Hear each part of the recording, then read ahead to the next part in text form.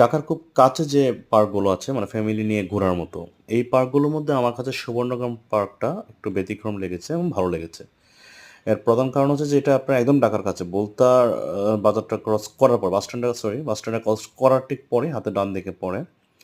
সুবর্ণগ্রামের খরচ কম, entry fee কম, চাইল্ডদের জন্য free থাকে।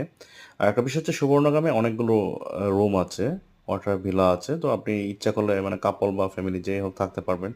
এদের পরিবেশ পরিচ্ছন্ন ছিল এবং আপনার আমার মনে হচ্ছে যে ওরা সিকিউরিটি নিয়ে যথেষ্ট কনসার্ন। এবং সবচেয়ে বড় বিষয় হচ্ছে যে ওদের একটা মিনি জু আছে, বাচ্চারা গেলে খুব মজা পায় আর কি ওইখানটায়।